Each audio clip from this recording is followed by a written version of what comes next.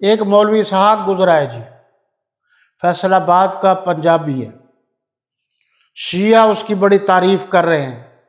اس نے کہا ہے کہ میں نے ساری کتابوں کو کھنگالا ہے، میں نے ساری کتابیں پڑھی ہیں، شیعوں کے فلاں فلاں مسئلے ٹھیک ہے، جیسے ہمارا تلمبے کا ایک بے وقوف، ان پڑھ، جاہل، اجٹ، نادان، تارک جمیل کہتا پھرتا ہے صحابہ کے بارے میں۔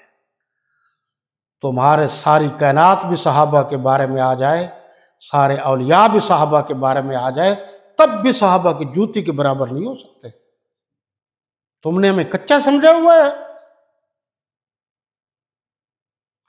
وہ الو کا پٹھا، وہ مر گیا، سارے شیعہ مونچھوں والے اس کی تعریف کر رہے ہو، تم ان پڑھ ہو، تم ساری کی کائنات کی کتابیں اس نے کھنگالی ہیں۔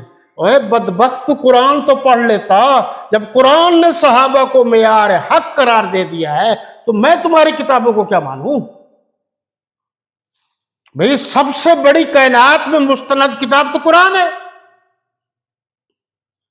میں نے فلاں کتابوں کے کھنگالنے سے میں نے کتابیں کھنگالی ہیں، میں آپ سے کہتا ہوں لال مسجد کی کتابیں کھنگال لو، تم فیصلہ کر کے مجھے دکھاؤ کون حق پڑتا ہے۔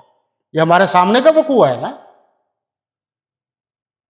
تم تحریک نظام مصطفیٰ کی کتابیں کھنگال کے دکھا لو، میں اس تحریک میں شامل تھا، پرانے دوستوں کو پتہ ہے، ہم پرانے تحریکی ہیں، آگے تھے، تو پھر تم سنبھال کے دکھا دو۔ غلط نہ کہا کرو، تمہاری کتابوں سے ہم متاثر نہیں ہوتے، تمہاری شکل و صورت سے ہم متاثر نہیں ہوتے، ہم تو اللہ کے قرآن سے متاثر ہیں۔ اس کے بعد حضور کا فرمان ہے، انہوں نے فرمایا سب صحابہ جنتی ہیں، اصحابی کلہم عدو۔